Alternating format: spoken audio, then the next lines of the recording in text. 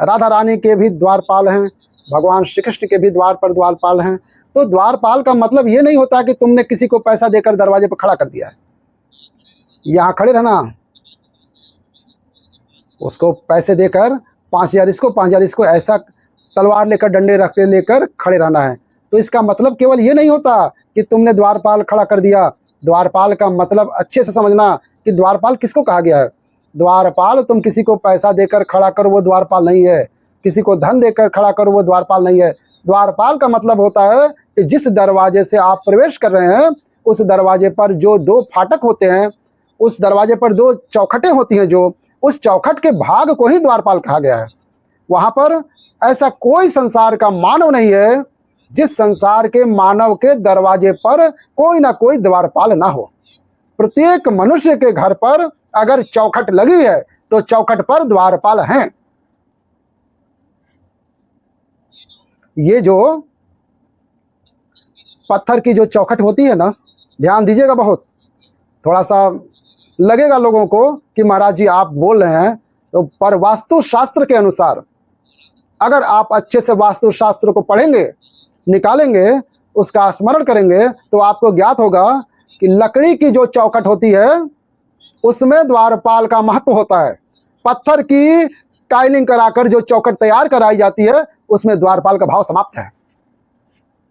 ध्यान से समझिएगा, बुरा लगे तो कोई दिक्कत नहीं है, इस पर थोड़ा ध्यान रखना चाहिए कि आपका मुख्य दरवाजा, आपका मेन दरवाजा, आपका जो द्वार है, उस द्वार पर आप कुछ भी कर इसलिए आज के ज़माने में कर दिया जाता है कि आप एक काम करो, अगर मान लो आपने लकड़ी का चौखट नहीं लगाया है, लकड़ी की चौखट नहीं तैयार करी है, तो कह देते हैं कि इसमें आप बंदरवार बांध दिया जाए, पत्ते बांध दिया जाए। बंदरवार बांधने का महत्व भी यही है कि आप उस लकड़ी की चौखट को जब लगा देते हैं तो उस पर द्वारपाल आकर विराजमान हो जाते हैं। अब कौन द्वारपाल?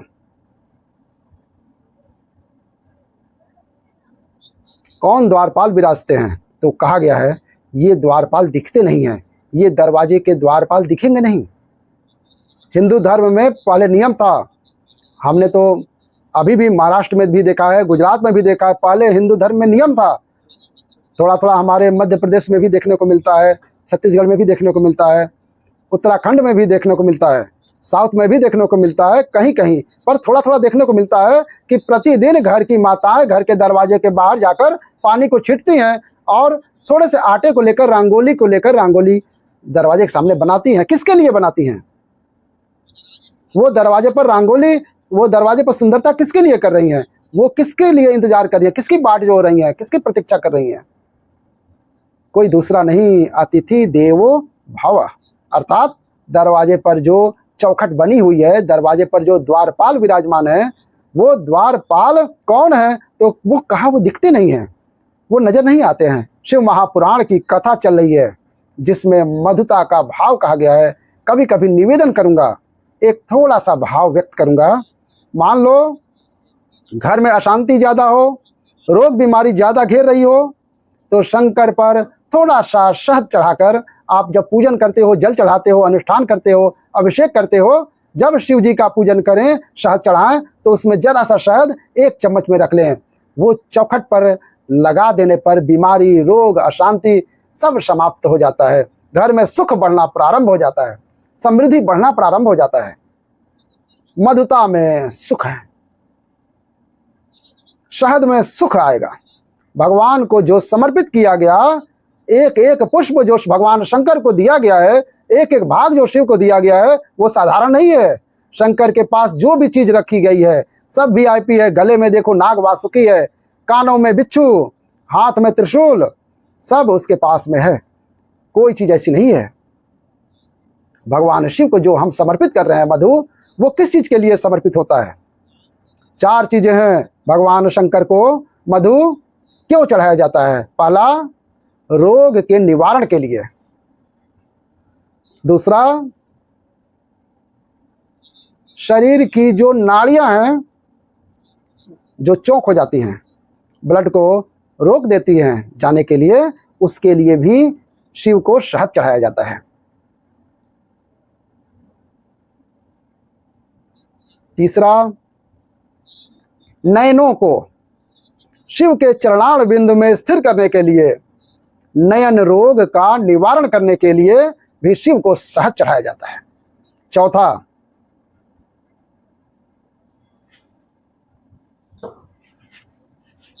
भगवान शंकर छोटे छोटे जीव जो शिव से दूर नहीं है, कंकड़ से जो चिपके हुए हैं, जो कहीं जा नहीं सकते हैं, उनको कोई पूछता नहीं है, सब उनके शिव उनको अपने करीब में लाकर पूरी सृष्टि का संचार करने के लिए, अपने नज़दीक लाने के लिए शंकर उस सृष्टि खंड को अपने आनंद सुख में लेने के लिए उस शहद का पूर्ण अभिषेक, शहद मधु इसलिए चढ़ाया जाता है संपूर्ण विश्व कल्याण के लिए।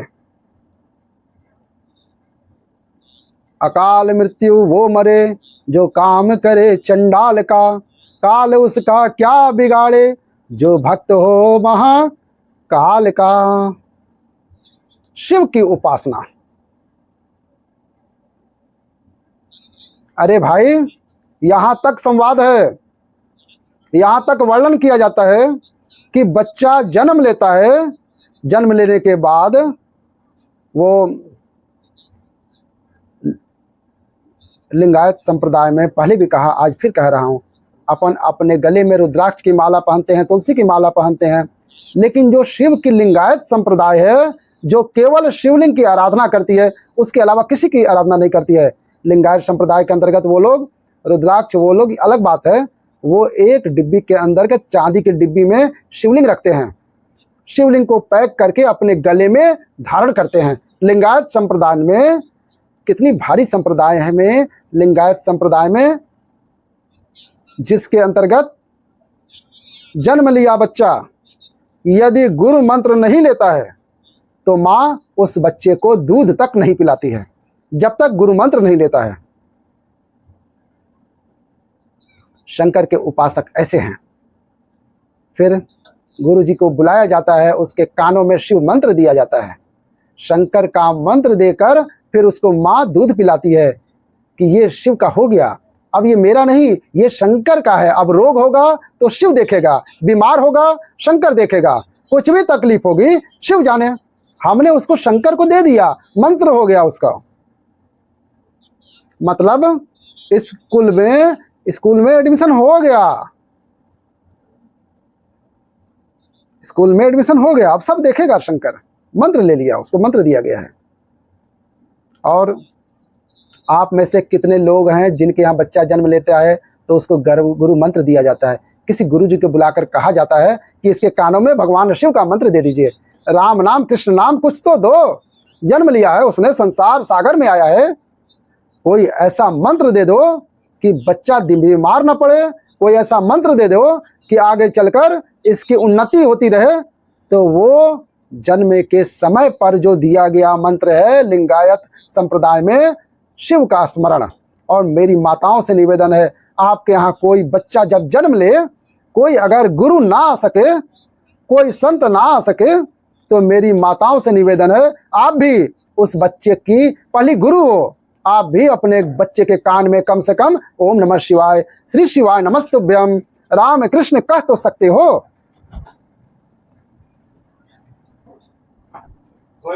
भगवान शिव का शिवलिंग है, ऊपर जो पानी लेकर बैठा हुआ है, साथ में जो जल गिर रहा है, बेलपत्री गिर रही है, उससे शिव का अभिषेक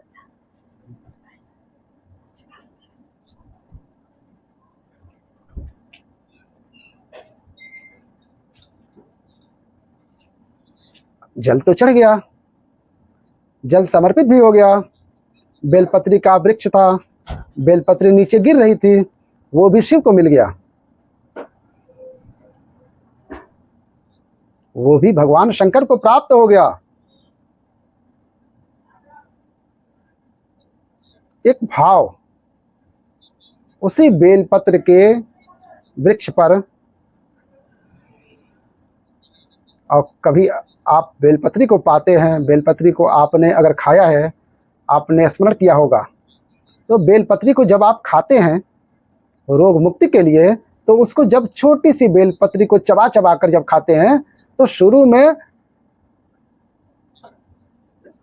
थोड़ा सा कड़वी लगती है, फिर उसके बाद थोड़ा सा मीठापन लगता है, फिर जुबान पर छारपन लगता है थोड़ा। बेलपत्र का जब वृक्ष है, उसकी जो पत्ती गिर रही है, उस पत्ती के साथ में कुछ रस तत्व भी शिव को समर्पित हो रहे हैं। वही रस तत्व, उसी को बेलपत्री की पत्ती के ही रस तत्व को मधु कहा गया है। वो रस तत्व जो भगवान शंकर को समर्पित हो रहा है, भगवान शिव जिसको ग्रहण कर रहे हैं, धारण कर रहे हैं। मधु की महत्वता को बहुत ध्यान दीजिएगा। किस किस चीज़ के लिए मधु चढ़ता है शिव जी पर? शंकर को अपन जब शहद चढ़ाते हैं तो किस चीज़ के लिए चढ़ाते हैं, किस कार्य के लिए चढ़ता है?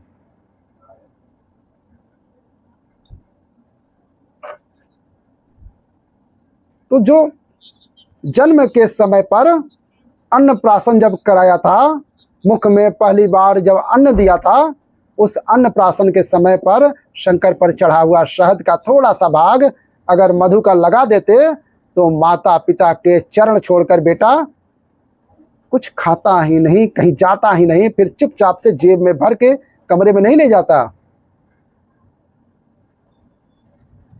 वो तो खिलाया नहीं।